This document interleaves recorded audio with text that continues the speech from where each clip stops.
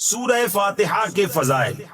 احادیث میں سورت کے بہت سے فضائل بیان کیے گئے، ان میں سے 4 فضائل درج ذیل ہیں۔ نمبر 1، بخاری شریف کی حدیث ہے، حضرت ابو سعید بن معلا رضی اللہ تعالی عنہ فرماتے ہیں، میں نماز پڑھ رہا تھا تو مجھے نبی کریم صلی اللہ تعالی علیہ وسلم نے بلایا، لیکن میں نے جواب نہ دیا۔ جب نماز سے فارغ ہو کر بارگاہ رسالت صلی اللہ تعالی علیہ وسلم میں حاضر ہوا، میں نے عرض کی، یا رسول اللہ صلی اللہ تعالی علیہ وسلم، میں نماز پڑھ رہا تھا۔ تاجدار رسالت صلی اللہ تعالی علیہ وسلم نے ارشاد فرمایا، کیا اللہ تعالیٰ نے یہ نہیں فرمایا، استجیبوا للہ وللرسول اذا دعاکم، اللہ اور اس کے رسول کی بارگاہ میں حاضر ہو جاؤ جب وہ تمہیں بلائیں۔ پھر ارشاد فرمایا، کیا میں تمہیں تمہارے مسجد سے نکلنے سے پہلے قرآن کریم کی سب سے عظیم سورت نہ سکھاؤں؟ پھر آپ علیہ الصلوۃ والسلام نے میرا ہاتھ پکڑ لیا۔ جب ہم نے نکلنے کا ارادہ کیا تو میں نے عرض کی، یا رسول اللہ صلی اللہ تعالی علیہ وسلم، آپ نے فرمایا تھا کہ میں ضرور تمہیں قرآن مجید کی سب سے عظمت والی سورت سکھاؤں گا۔ ارشاد فرمایا، وہ سورت الحمدللہ رب العالمین ہے، یہی 7 مثانی اور قرآن عظیم ہے جو مجھے عطا فرمائی گئی۔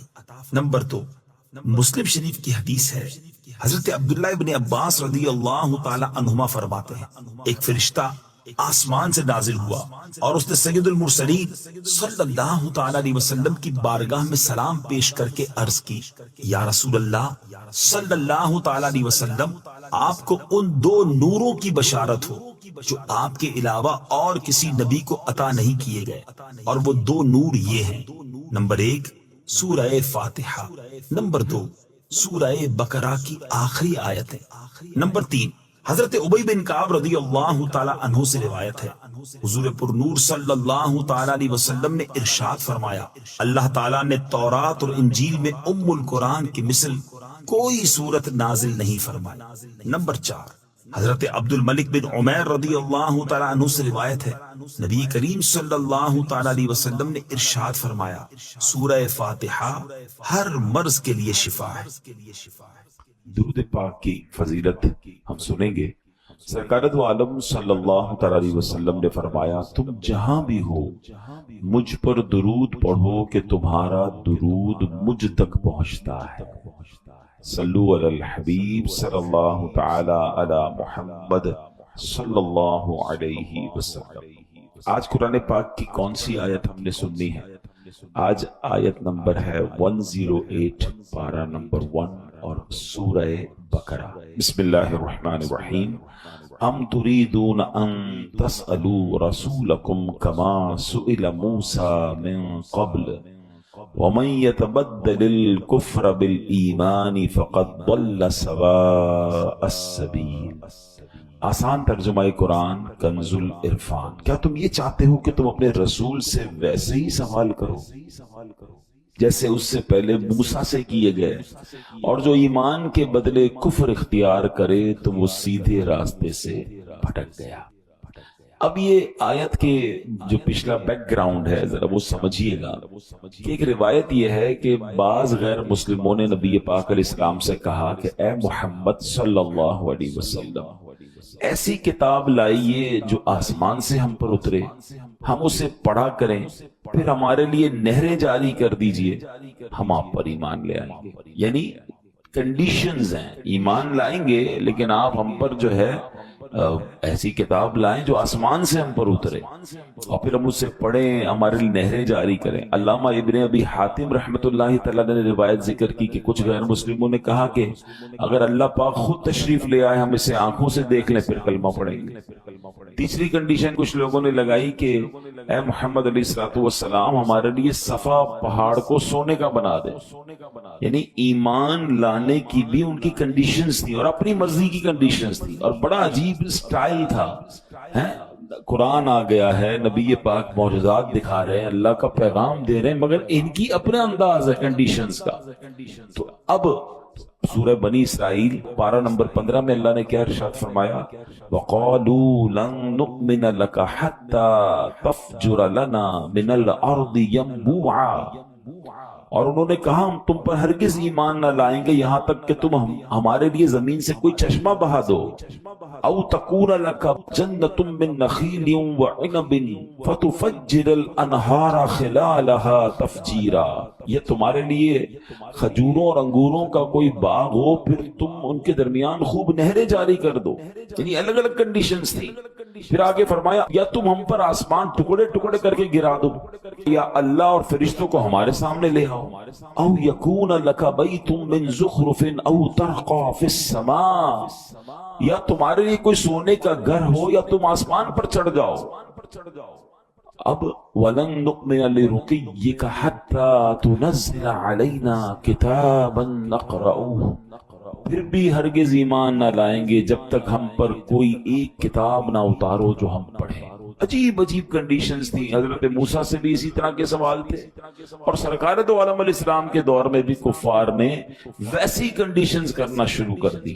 تو اے میرے پیارے اسلامی بھائیوں، ذرا سمجھیے گا اس آیت کو. اس آیت سے ہمارے لیے ایک بہت زبردست میسج ہے. دوبارہ آیت شروع میں جو پڑھی تھی پڑھتا ہوں. ام تريدون ان تسألوا رسولكم كما سئل موسیٰ من قبل، کیا تم یہ چاہتے ہو کہ تم اپنے رسول سے ویسے ہی سوال کرو جیسے اس سے پہلے موسیٰ سے کیے گئے تھے؟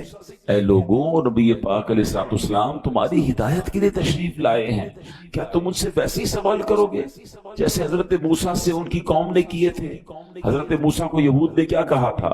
لن نؤمن لک حتی نری اللہ جہرا، ہم ہرگز تمہارا یقین نہ کریں گے جب تک اعلانیہ خدا کو نہ دیکھ لیں. تو اے میرے پیارے اسلامی بھائیوں، وہ لوگ جو نبی پاک سے اس طرح کے سوال کر رہے تھے انہیں یاد دلایا گیا کہ تم ویسے ہی سوال کرنا چاہتے ہو میرے حبیب سے جیسے حضرت موسیٰ سے ان کی قوم نے کیے تھے. اور پھر آگے فرمایا وَمَن يَتَبَدَّلِ الْكُفْرَ بِالْإِيمَانِ فَقَدْ ضَلَّ سَوَاءَ السَّبِيلِ، اور جو ایمان کے بدلے کفر اختیار کرے تو وہ سیدھے راستے سے بھٹک گیا. یعنی اعلان کیا ہے قرآن کا؟ اسلام آ گیا، نبی پاک قرآن لے آئے، معجزات دکھا رہے ہیں. اب دو راستے ہیں، یا تو ان کی بات مان لو، حق کو قبول کرو، اسلام قبول کر لو، یا پھر ضدی اور ہٹ درمی کا مظاہرہ کرو گے تو پھر تم کفر اختیار کرنے والے ہو. تو اے میرے پیارے اسلامی بھائیوں، کفر سے پلٹنے کے لیے بھی مطالبات جو کر رہے ہیں ان کو گویا تنبیہ کی گئی، وارن کیا گیا. اب لیکن ایک بڑا اہم سوال ہے اس پورے سینیریو میں، اب غور سے سنیے گا. لیکن نبی پاک سے تو کفار نے معجزات طلب کیے تھے اور پیارے آقا نے معجزے دکھائے، چاند کے 2 ٹکڑے کر دیے. کسی نے کہا کلمہ پڑھیں تو پیارے آقا کی مٹھی میں کنکر نے کلمہ پڑھنا شروع کیا. مطلب بہت سارے معجزات. تو جب نبی پاک سے لوگوں نے معجزات طلب کیے، پیارے آقا نے معجزات دکھائے، تو یہاں اگر کوئی سوال کر رہا ہے کہ جناب کوہ صفا کو جو ہے وہ سونے کا بنا دے، تو اس کو کفر کیوں قرار دیا گیا؟ اس کو منع کیوں کیا گیا؟ یہ 2 بڑی کمال کی باتیں ہیں. یہ سوال ذہن میں آ سکتا ہے. لیکن حضرت صدیق اکبر رضی اللہ عنہ جب وہ ایمان لائے نا تو انہوں نے بھی نبی پاک سے معجزہ طلب کیا تھا. پیارے آقا نے ان کو غیب کی خبر دی تو کلمہ پڑھ کر مسلمان ہو گئے. حضرت عبداللہ ابن عباس فرماتے ہیں کہ ایک اعرابی آیا نبی پاک کے پاس اور آ کر کہتے ہیں یا رسول اللہ صلی اللہ علیہ وسلم، اگر آپ اللہ کے نبی ہیں تو معجزہ دکھائیے، مجھے پتہ چلے کہ آپ اللہ کے نبی ہیں. نبی پاک نے فرمایا کہ اگر میں سامنے موجود درخت کی ٹہنی کو بلاؤں اور وہ آ جائے تو مجھے نبی مان لو گے؟ کہتا حضور مان لوں گا. اللہ اکبر. میرے آقا علیہ السلام، ترمذی شریف کی حدیث ہے، نبی پاک نے ٹہنی کو بلایا، درخت کو نہیں، اس کی ٹہنی کو بلایا. ٹہنی اپنی جگہ سے خود ہی کٹی، اچھلتی ہوئی نبی پاک کی بارگاہ میں حاضر ہو گئی. نبی پاک نے فرمایا واپس چلی جا. وہ واپس چلی گئی اور دوبارہ اسی طرح جا کر جڑ گئی اور وہ اعرابی کلمہ پڑھ کر مسلمان ہو گیا. تو اس میں تو بہت سارے واقعات ہیں کہ پیارے آقا سے معجزات طلب کیے گئے، نبی پاک نے معجزات دکھائے، لوگ ایمان لے آئے. سبحان اللہ. لیکن یہاں کفار اگر ایسے سوال کر رہے ہیں تو ان کو کیوں منع کیا گیا؟ تو یاد رکھیے کہ یہ بات، اس میں فرق کیا ہے، ڈفرنس کیا ہے، بتایا. امام فخر الدین رازی فرماتے ہیں بہت سیکھنے کی بات ہے. یہ کفار جو معجزہ طلب کر رہے ہیں یہ بطور دلیل نہیں مانگ رہے، یہ بطور ضد اور ہٹ دھرمی کے مان رہے ہیں. یہ جو کوشچن ہے یہ ہٹ دھرمی والا ہے, یہ ضد والا, یہ ماننے کے لیے نہیں کہ حضور دکھا دے تو میں کلمہ پڑھ لوں گا. یہاں چیلنج کرنا ہے یا ٹیسٹ معاذ اللہ کرنا ہے. بات جو یہ کہہ رہے ہیں یہ کفر نہیں تھی, ان کا لہجہ گستاخانہ تھا, ان کا سٹائل گستاخانہ تھا, یہ طریقے ہٹ درمی والے تھے جو کفر کا حکم لگایا گیا. تو پتہ چلا ان کی ڈیمانڈ پر کفر کا حکم نہیں ہے, ان کے سٹائل پر, ان کے لہجے پر, ان کا گستاخانہ جو رویہ ہے اس پر کفر کا حکم لگایا گیا. قرآن کیا کہتا ہے؟ وَمَن يَتَبَدَّلِ الْكُفْرَ بِالْإِيمَانِ فَقَدْ ضَلَّ سَوَاءَ السَّبِيلِ, اور جو ایمان کے بدلے کفر اختیار کرے وہ سیدھے راستے سے بھٹک گیا. گویا فرمایا کیا جا رہا ہے, جو تو ماننے کی نیت سے آئے گا تو میرے آقا چاند کو دو ٹکڑے کر کے بھی دکھا دیں گے. اگر گستاخانہ لہجے اپناؤ گے تو رسول ذیشان علیہ السلام کے حضور ضد و ہٹ دھرمی کرو گے تو یہ لہجے قبول نہیں ہوں گے. یہ کفریہ انداز ہے, یہ کفر کا طریقہ ہے. سیدھی راہ سے بھٹکے ہوئے لوگ ایسا کرتے ہیں. تو پتہ چلا کہ بعض اوقات لفظ ٹھیک ہوں, سچے ہوں, مگر لہجہ گستاخانہ ہو جائے اس سے بھی گستاخی ہو جایا کرتی ہے. قرآن ہمیں گویا ادب سکھا رہا ہے کہ میرے محبوب سے ایسے سوال نہ کرو. ایسے سوال کرنے والے, یہ انداز اختیار کرنے والے تو کفریہ انداز ہے. قرآن گویا سبحان اللہ ہمیں کیا خوبصورت ادب کی تعلیم دے رہا ہے. اب ذرا اس کو سمجھیے گا. اللہ کے بہت بڑے عظیم نبی ہیں حضرت موسیٰ علیہ السلام. حضرت موسیٰ کی بڑی شان. قرآن میں سب سے زیادہ ذکر اگر کسی نبی کا ہے نا تو وہ حضرت موسیٰ علیہ السلام اولو العزم رسولوں میں سے آتے ہیں. آپ نے اللہ سے ایک بار بڑی پیارے انداز میں ریکویسٹ کی, اے رب مجھے اپنا جلوہ دکھا دے تاکہ تیرا دیدار کر لو. تمنا کیا ہے؟ اللہ کو دیکھنا ہے. ارشاد کیا ہوا؟ لن ترانی, تو مجھے ہرگز نہ دیکھ سکے گا. مگر پھر بھی اپنی ایک تجلی دکھائی رب نے, کوہ طور پر اپنی تجلی نازل کی. ٹھیک ہے, ریکویسٹ ہوئی, کچھ نہ کچھ عطا کیا گیا. ایسا ہی ایک مطالبہ کیا تھا حضرت موسیٰ کی قوم نے. قرآن اس کا بھی ذکر کرتا ہے, یا موسیٰ لن نؤمن لک حتی نر اللہ جہرا, اے موسیٰ ہرگز ہمارا یقین نہ کریں گے جب تک اعلانیہ خدا کو نہ دیکھ لیں. مطالبہ تو یہ بھی یہی تھا, اللہ کو ہی دیکھنا تھا نا, حضرت موسیٰ نے بھی دیکھنا تھا. ادھر تجلی دکھائی جا رہی ہے. یہاں کیا ہوا؟ قرآن جواب دیتا ہے. انداز یہاں ڈیمانڈ کیا تھی؟ اے اللہ تیرا دیدار کر رہے ہیں, نہیں ہم دیکھیں گے تو ایمان لائیں گے ورنہ ایمان ہی نہیں لائیں گے. اسٹائل چینج ہے نا, انداز چینج ہے, چیلنجنگ ہے, گستاخانہ ہے. کیا ان کو بھی جلوہ دکھایا گیا کہ انہیں بھی تجلی دکھائی گئی؟ قرآن کہتا ہے ان کا کیا حال ہوا؟ فَأَخَذَتْكُمُ الصَّاعِقَةُ وَأَنْتُمْ تَنْظُرُونَ, تو تمہارے دیکھتے ہی دیکھتے تمہیں کڑک نے پکڑ لیا, یعنی ان پر عذاب نازل کیا, ان پر ایسا عذاب نازل کیا کہ ان کو تباہ کر دیا. مطالبہ دیدار کا تھا مگر عذاب آیا. بات سمجھ آ رہی ہے؟ انداز گستاخانہ تھا, انداز چیلنجنگ تھا, انداز کچھ اور تھا. بات بعض اوقات ٹھیک کرتے کرتے لوگ انداز کا گستاخانہ اختیار کر لیتے ہیں.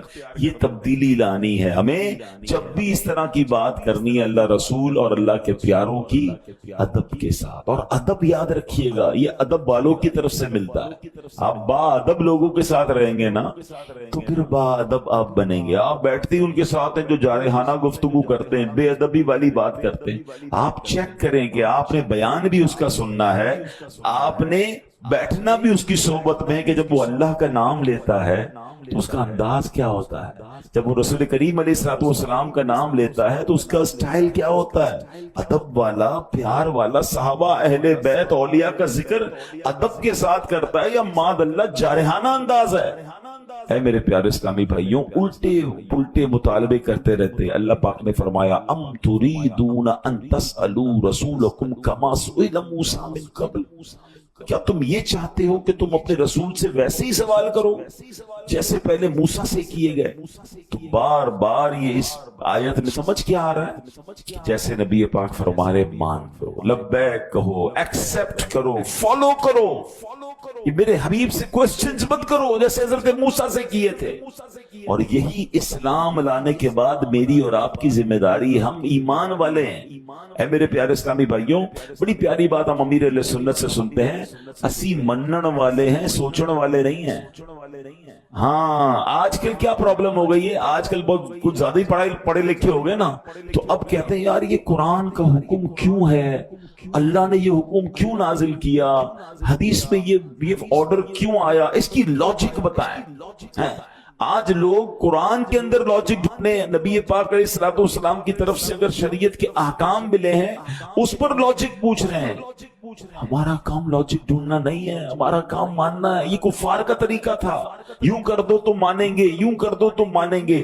مجھے کسی نے کہا جناب یار یہ قرآن کے جو احکام اس کی لاجک, میں نے کہا پہلے ایک بات بتائیں, ہم ایمان لائے ہیں, اللہ کو دیکھا ہے ہم میں سے کوئی جس کی اللہ سے ملاقات ہوئی ہے؟ جب بے دیکھے رب کو مان لیا. ہم نے تو جبریل سے ملاقات نہیں کی. ہمارا ایمان یہ ہے کہ جبریل امین قرآن لے کر آئے, ہم نے قرآن ان کو لاتے ہوئے نہیں دیکھا, ہم نے نبی پاک سے بھی ملاقات نہیں کی ہے. ہم مانتے ہیں اللہ ایک ہے, قرآن اللہ کی کتاب ہے, جبریل امین وہ قرآن لائے, اور کس پر نازل ہوا؟ ہمارے آقا پر نازل ہوا, وہ اللہ کے آخری نبی ہیں. ہم نے جنت نہیں دیکھی, ہم جنت پر ایمان لائے. ہم نے دوزخ نہیں دیکھی, ہم جہنم کو مانتے ہیں. ہم نے قیامت دیکھی نہیں, ہمارا ایمان ہے قیامت پر, مرنے کے بعد اٹھایا جائے گا, یہ ہمارا ایمان ہے. ہمیں حساب دینا پڑے گا, یہ ہمارا ایمان ہے. یہ ساری باتیں غیب کی ہیں. اتنی بڑی بڑی غیب کی باتیں مان لی تو اب چند احکام پر لاجک کیوں ڈھونڈنے نکلے ہو؟ یہ شیطان کا وار ہے, انسان کو اس بحث میں الجھاتا ہے کہ وہ پریشان ہو جائے کہ یار اللہ نے یہ کیوں فرمایا تھا. کیونکہ جب کسی کا آرڈر نہیں مانے گا تو پھر آگے جا کے اس پرسنالٹی کو بھی نہیں مانے گا. یہ ابتدا ہوتی ہے کہ آپ کو پہلے شریعت کے کچھ احکام میں کنفیوز کرتا ہے شیطان. یار یہ عورت کو ایک حصہ کیوں ہے ورثے میں, مرد کو دو کیوں ملتے ہیں, یہ طلاق کا حق مرد کے پاس کیوں ہے؟ اب یہ وہ سوالات کریٹ کیے جا رہے ہیں کہ اس کی لاجک کیا ہے, شریعت نے کیوں, کہ معاذ اللہ مسلمان کہلانے والے بعض اوقات اسلام کے کچھ احکام کو کہتے ہیں ظلم ہو رہا ہے, یہ مجھے سمجھ نہیں آ رہا. میری اور آپ کی سمجھ کیا ہے؟ پھر اللہ کو کیسے مان لیا؟ اللہ سمجھ آ گیا تمہیں؟ غور کریں, ہم غیب پر ایمان لائے ہیں, ہمیں سمجھ آئے نہ آئے, ہمارا یقین ہے کہ اللہ ایک ہے, وہ وحدہ لا شریک ہے, اس کی کوئی اولاد نہیں ہے, اس کا کوئی شریک نہیں ہے, کسی سے پیدا نہیں ہوا ہے. یہ ایمان کی پختگی ہے نا. جب اتنا کچھ مان لیا تو اب شریعت کے احکام میں یہ کوشچن کرنا, کنڈیشنز لگانا, یہ کفار کا طریقہ, اور پھر اس میں لہجہ بھی گستاخانہ, وہ اور بات جو ہے وہ خطرناک ہو جاتی ہے. اے میرے پیارے اسلام بھائی, میں کچھ واقعات آپ کو بتاتا ہوں. دیکھیں, ہم سے زیادہ عقل مند صحابہ کرام تھے, ہم سے زیادہ الحمدللہ ویژنری وہ تھے, کیونکہ صحبت کس کی ملی تھی؟ سرکار دو عالم علیہ الصلوۃ والسلام کی. مگر look at the way of obedience, ان کا فرما برداری والا انداز کیسا تھا. یاد رکھیے, شراب پہلے حرام نہیں تھی. اسلام کے ابتدائی سالوں میں شراب حلال تھی اور لوگ بڑے شوق سے شراب پیا کرتے, مگر اب اللہ پاک نے شراب کو حرام قرار دیا. اب کیا قرآن میں نازل ہوا؟ یا ایھا الذین آمنوا انما الخمر والمیسر والانصاب والازلام رجس من عمل الشیطان فاجتنبوہ لعلکم تفلحون. قرآن کیا کہتا ہے؟ یہ اب آج کے دور کے لوگ بھی ذرا غور سے یہ آیت قرآن کی سمجھ لیں. ایمان والوں کو ڈائریکٹ اللہ نے فرمایا ہے, یہ ان آیتوں میں سے آیت ہے جس میں ڈائریکٹلی اللہ نے ہم سے بات کی ہے. ڈائریکٹلی مجھ سے اور آپ سے کیا فرمایا؟ اے ایمان والو, شراب اور جوا اور بت اور قسمت معلوم کرنے کے تیر ناپاک شیطانی کام ہی ہیں, تو ان سے بچتے رہو تاکہ تم فلاح پاؤ. یاد رہے, یہ آیت نازل ہونے سے پہلے شراب حلال تھی, حرام نہیں تھی. اب کیا ہوا, ایک گھر میں کچھ صحابہ بیٹھے تھے اور شراب چل رہی تھی کیونکہ حلال تھی. اب قرآن کی آیت ان تک نہیں پہنچی, گلی میں اعلان ہوا. جیسے حکم آتا تھا نا تو صحابہ اعلان کرتے تھے, اے لوگوں یہ آرڈر آ گیا, یہ حکم آ گیا اللہ کی طرف سے. اعلان ہوا بے شک شراب حرام کر دی گئی ہے.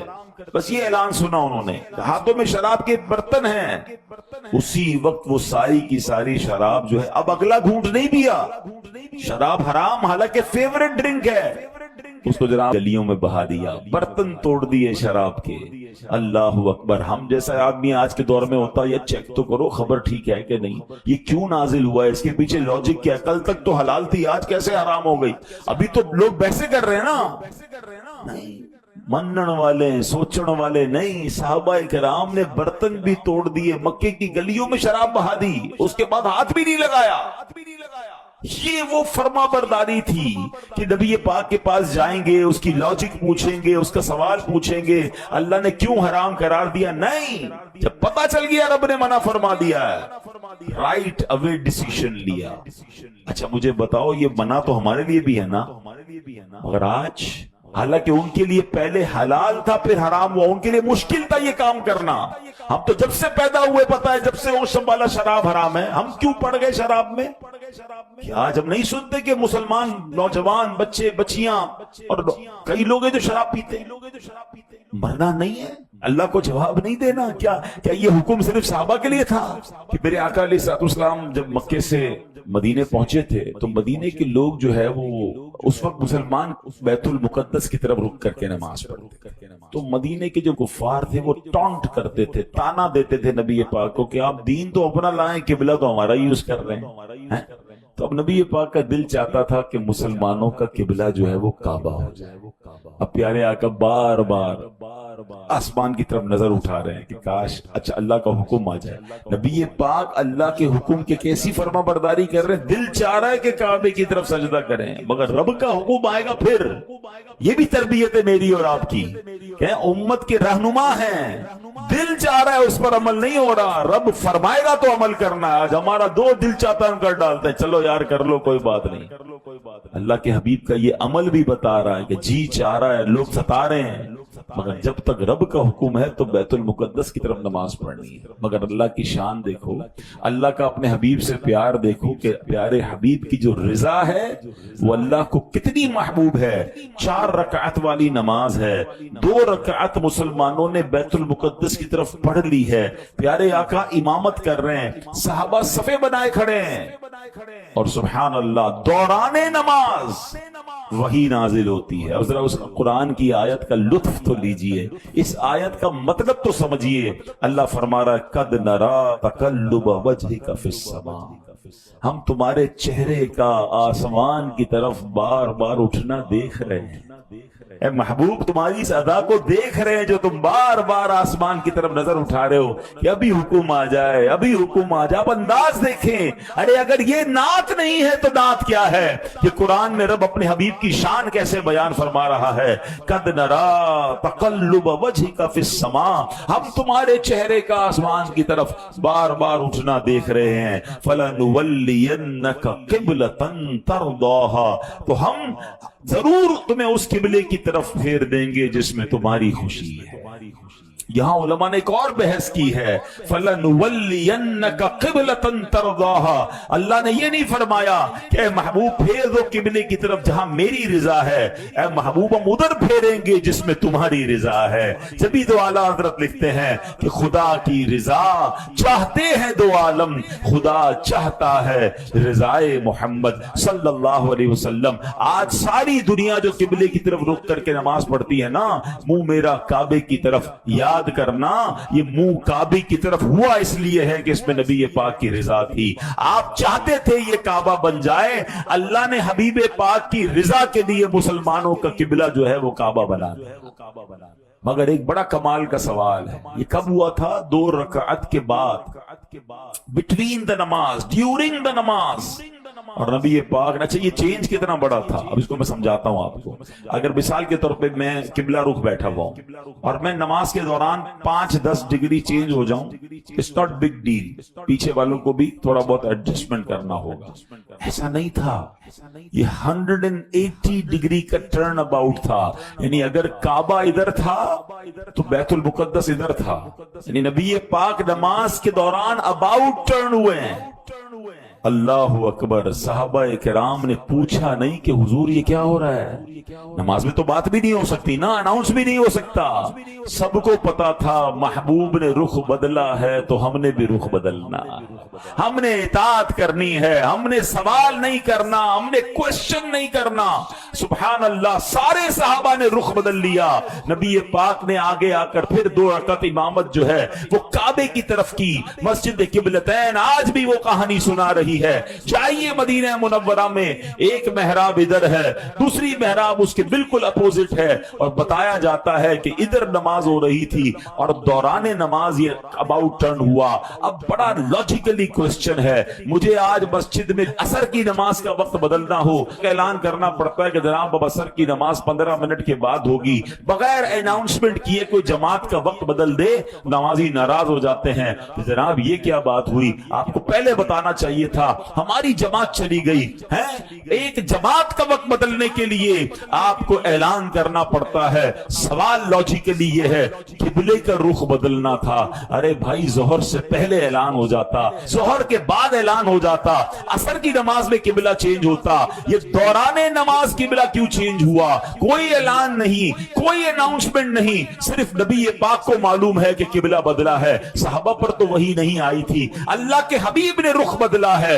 ये रहती दुनिया को मैसेज देना था कि मेरे नबी के सहाबा फर्मा बरदारी कैसे करते हैं, फॉलो कैसे करते हैं, सरकार की बात को कैसे मानते हैं, इस्लाम के हुक्म पर चूं चरा नहीं, लॉजिक तलाश नहीं करते, वो लब्बैक कहकर उस पर अमल करते हैं, वो एक्सेप्ट करते हैं। अब सवाल हम सबसे है, वही कुरान की बात जो हमने शुरू में सीखी थी कि जब शरीयत का हुक्म आ जाए, अल्लाह रसूल की बात आ जाए, तो वहां लॉजिक्स, वहां क्वेश्चन, वहां आर्ग्यूमेंट नहीं होते, वहां बात को मानना होता है, एक्सेप्ट करना होता है। सुभान अल्लाह, सहाबा की वो फर्मा बरदारी हमें बता रही है। अरे वो कई लोगों को देखा नमाज तो पढ़ लेते हैं, सुन्नतों और नफल में कुछ कमजोरी ले आते हैं, डंडी मार देते हैं, जल्दी करते हैं। ऐसा नहीं करना चाहिए। कितनी फजीलत है, इतनी बड़ी नेमत से आप महरूम हो रहे हैं, मस्जिद तक भी आ गए, वुजू भी किया, वक्त भी निकाला, नमाज भी पढ़ी, और सुन्नतें और नफल छोड़कर जा रहे हैं। ऐसा ना करें। ये आप रहमत के दरिया से बहुत कुछ ले जा सकते थे। सुनिए और झूमिए। फर्ज नमाज की तो क्या ही शान है, अरे जो फर्ज के साथ सुन्नतें और नवाफिल हैं, जरा उनके फजाइल भी सुनते जाइए। और आज मेराज का तोहफा जो नमाज हमें अदा हुई है, उसके मजीद फजाइल सुनकर अपने दिल में ये नीयत मजबूत करते जाइए कि हमने पाबंदी के साथ